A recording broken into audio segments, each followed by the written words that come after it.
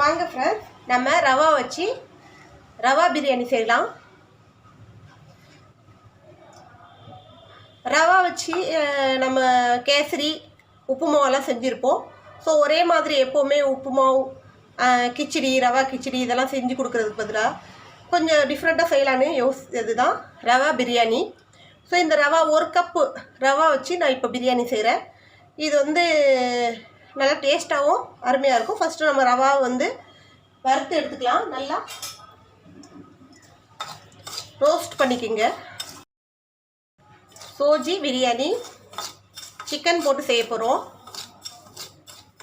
சோஜி chicken biryani டிஃப்ரெண்ட்டாக இருக்கா? ஒவ்வொரு ஸ்டெப்பாக செய்கிறேன் பாருங்கள். நல்லா உதிரியாக நல்லா சூப்பராக வரும். ரவா நல்லா வறுத்தாச்சு. இந்த அளவுக்கு நல்லா ரோஸ்ட்டாக வறுத்துக்கணும். ஸோ இப்போ நம்ம இந்த ரவாவை வேறு இதில் மாற்றிக்கலாம். எந்த ரவா வேணாலும் யூஸ் பண்ணிக்கலாம். நீங்கள் பாம்பே ரவா இல்லை இந்த பெருசு பெருசாக வருமே அந்த ரவா, எந்த ரவா வேணாலும் யூஸ் பண்ணிக்கலாம். இப்போ இந்த ரவா வறுத்த இந்த பேன்லேயே ஒரு 2 ஸ்பூன் அளவுக்கு டேபிள் ஸ்பூன் அளவுக்கு எண்ணெய் ஊற்றிக்கலாம்.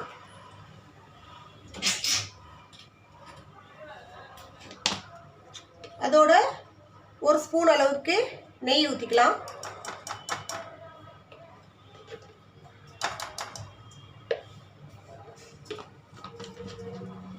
நெய்யும் எண்ணெயும் நல்லா மெல்ட் ஆகிட்டு வரட்டும். இப்போ இதில் 2 ஏலக்காய், 2 கிராம்பு, ஒரு சின்னதாக ஒரு பட்டை இதை போட்டு விட்டுடலாம்.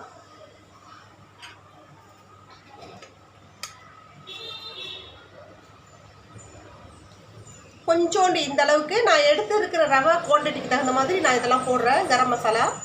ஸோ இது ஒரு அரை ஸ்பூனை விட 1/4 ஸ்பூனை விட கம்மி ஷாஜீரா. ஷாஜீரா நமக்கு கடைகளில் கிடைக்கும்.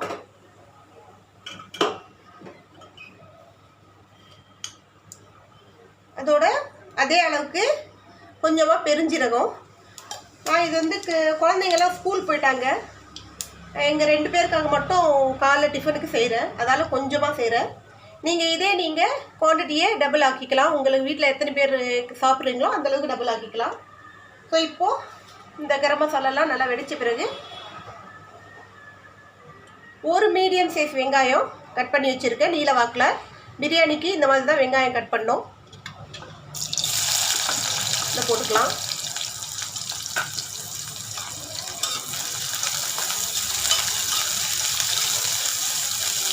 வெங்காயம் நல்லா பொன்னிறமாக பொரிச்சு வரட்டும்.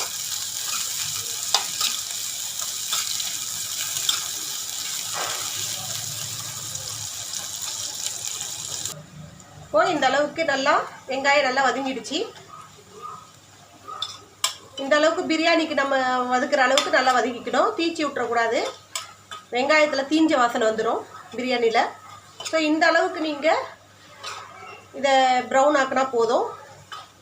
இப்போ இதில் நம்ம இஞ்சி பூண்டு விழுது போட்டுக்கலாம்.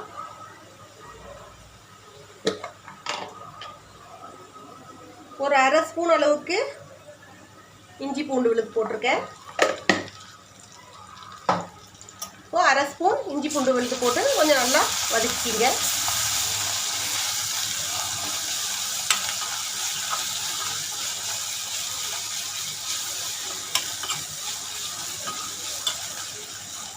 உப்புமாவுனாலே பயந்து ஓடுவாங்க எல்லாருமே. உப்புமா யாருக்குமே மேக்ஸிமம் பிடிக்காது. அது ஏன்னு தெரியல. ஆனால் நல்லா தான் இருக்கும் சாப்பிட்டா. உப்புமா ரொம்ப டேஸ்ட்டாக இருக்கும்.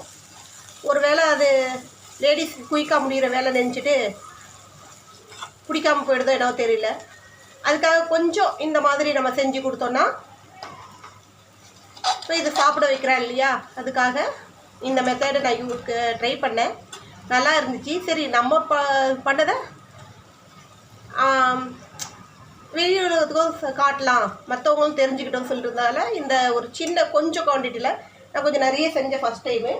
இப்போ கொஞ்சம் குவான்டிட்டியில் செஞ்சு போடுறேன். ஸோ அதோடு நம்ம வெங்காயம் நல்லா வதங்கிடுச்சு. சிக்கன் எடுத்திருக்கேன். இது ஒரு 100லேருந்து 150 கிராம் அளவுக்கு இருக்கும். போன் உள்ள சிக்கன் தான். நீங்கள் போன்லெஸ் சிக்கன் கூட யூஸ் பண்ணிக்கலாம்.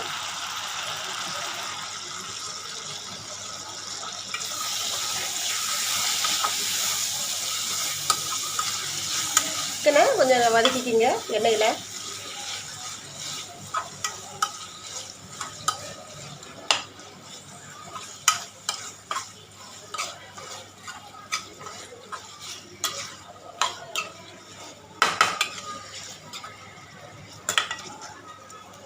காலையிலேயே பிரியாணியா அப்படின்னு சொல்லி யோசிப்பீங்க. காலையிலலாம் நாங்கள் டிஃபன் இல்லை, இது 11:30 மணிக்கு சாப்பிட்ற டிஃபன். நாங்கள் எப்போவுமே 11-11:30 மணி ஆகிடும் நாங்கள் டிஃபன் சாப்பிட்றதுக்கு. அப்போ தான் சாப்பிடுவார். அதால் கொஞ்சம் இந்த மாதிரி செஞ்சு கொடுப்பேன். ஸோ இது எப்போவுமே டெய்லியெல்லாம் செய்ய மாட்டோம், என்றைக்காவது ஒரு நாள் இந்த மாதிரி கொஞ்சம் ஹெவியாக செய்வோம். அப்படி இல்லைன்னா யூஸ்வலாக தோசை, இட்லி இதுதான் ஓடும். மேக்ஸிமம் தோசை தான், இட்லி கூட இல்லை.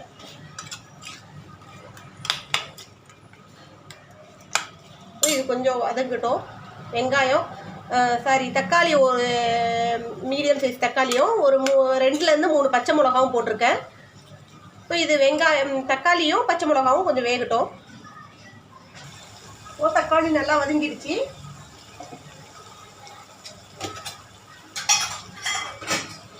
இப்போ இதில் 1 ஸ்பூன்லேருந்து 2 ஸ்பூன் அளவுக்கு தயிர் ஊற்றிக்கலாம். தயிர் வந்து சிக்கனை கொஞ்சம் நல்லா சாஃப்ட் ஆக்கும்.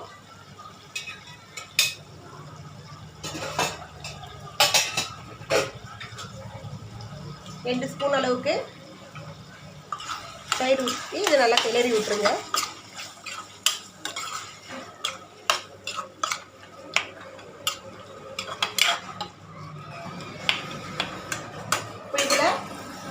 தேவையான மசாலா போட்டுக்கலாம்.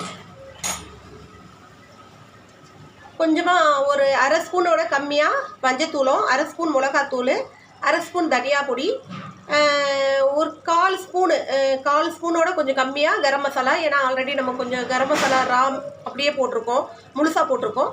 இந்த அளவுக்கு மசாலா போட்டால் போதும். பச்சை மிளகா போட்டிருக்கிறதுனால காரம் அதிகம் தேவையில்லை, இந்த அளவு காரம் போதும். ஸோ இந்த மசாலா எல்லாம் ஒன்றா போட்டுக்கலாம். இதை நீங்கள் வந்து அதிகமாக செய்யும்போது இதோட குவான்டிட்டியை அதிகமாக்கிக்கிங்க.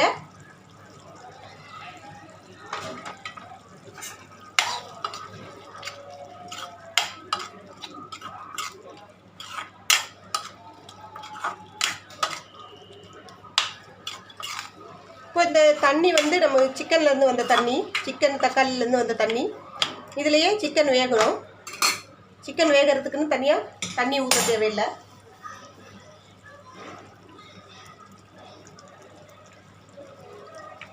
அடுத்தது கொஞ்சம் மல்லி புதினா அலசி போட்டுக்குங்க. மல்லி புதினா ரெண்டும் ஒன்றா கட் பண்ணி அலசி போட்டிருக்கேன்.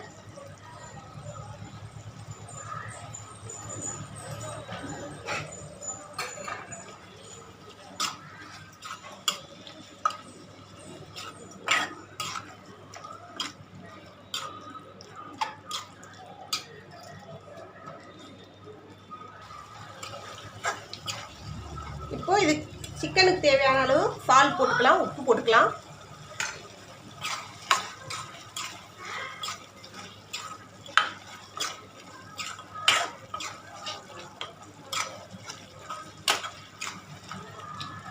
இப்போ இந்த சிக்கனு இதுலேயே ஒரு 2-3 நிமிஷம் வேகட்டும். அடுத்த சிம்மில் வச்சுட்டு மூட வச்சுடுங்க.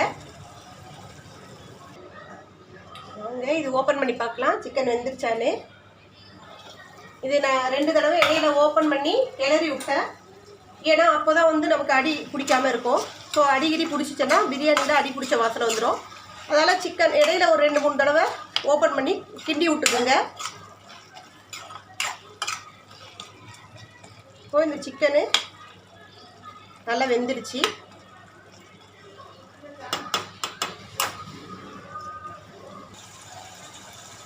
இப்போ இந்த சிக்கனில் நம்ம தண்ணி ஊற்ற போகிறோம்.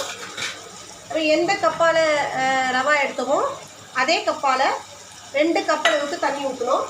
ஸோ தண்ணி வந்து நம்ம ஆல்ரெடி சூடு பண்ணிக்கணும். நல்லா சுடு தண்ணி சூடு பண்ணி எடுத்துக்கணும். நல்லா சுட சுட இருக்கணும் தண்ணி. இந்த தண்ணியை இந்த கப்பால் அளந்து 2 கப் அளவுக்கு ஊற்றிக்கலாம்.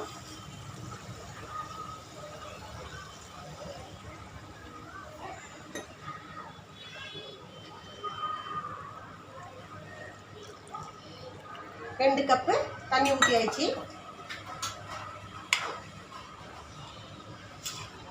இப்போ இதில் உப்பு பார்த்துக்குங்க. எலுமிச்சப்பழம் போடுறதா இருந்தால் போட்டுக்கலாம். நான் கொஞ்சமாக செய்கிறதால எலுமிச்சப்பழம் போல் ரொம்ப புளிப்பாயிடும். ஏன்னா நம்ம தயிர் ஊற்றிருக்கோம், அது மட்டும் இல்லாமல் தக்காளியும் போட்டிருக்கோம். ஸோ அதோட புளிப்பே இதுக்கு அதிகம், கொஞ்சம் குவான்டிட்டியில் செய்கிறதால. நீங்கள் நிறைய செஞ்சீங்கன்னா ஒரு எலுமிச்சப்பழம் பிழிஞ்சு விட்டுக்கலாம். ஸோ இப்போது இது கொஞ்சம் நல்லா கொதிக்கிட்டோம்.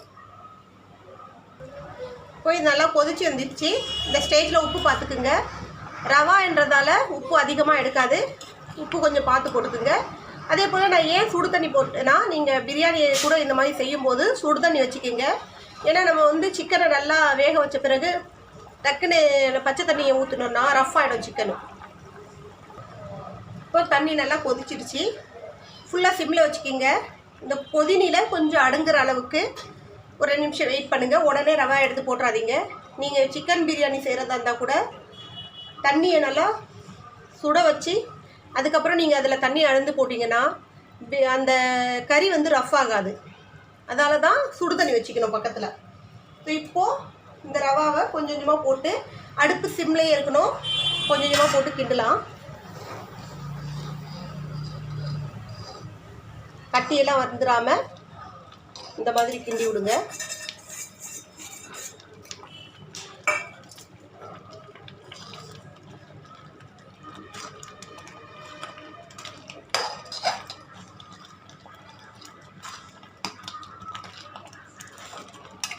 இப்போ இது கிண்டின பிறகு நீங்கள் அடுப்பை ஆஃப் பண்ணிவிட்டு ஒரு 5 நிமிஷம் அப்படியே மூடி வச்சிடணும். அடுப்பை ஆன் பண்ணக்கூடாது, ஆஃப் பண்ணிட்டு மூடி வச்சிடணும்.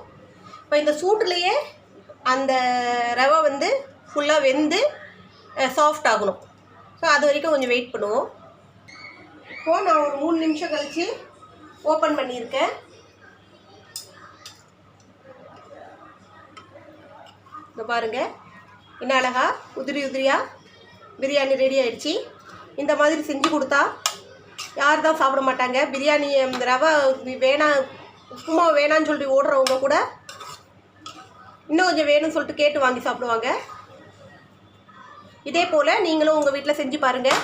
சூப்பரான ரவா சிக்கன் பிரியாணி நல்லா டேஸ்ட்டாக இருக்கும். குழந்தைங்க கூட ரொம்ப விரும்பி சாப்பிடுவாங்க. நீங்கள் டிஃபன் பாக்ஸ் கூட கட்டி தரலாம். நல்லா டேஸ்ட்டான ரவா பிரியாணி நீங்களும் செஞ்சு பாருங்கள். கமெண்ட் பண்ணுங்கள் எனக்கு. எங்கள் சேனலை ரெகுலராக பாருங்கள். ஸோ வாங்க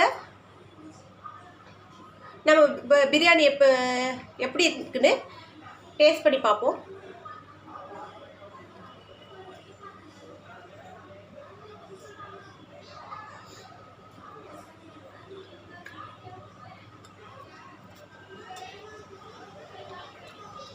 செம்மையாக சாஃப்டாக நல்லா டேஸ்ட்டாக வந்திருக்கு. நம்ம அரிசியில் எப்படி பிரியாணி செய்வோமோ அதே மெத்தடில் வந்திருக்கு, அதே டேஸ்ட்லேயும் வந்திருக்கு. இதே போல் நீங்களும் செஞ்சு பாருங்கள், நீங்கள் கமெண்ட் பண்ணுங்கள். ஓகே, இன்னொரு ரெசிபியோட உங்களை சந்திக்க வரேன். உங்களோட விடைபெறுவது உங்கள் நிஷா. பாய்.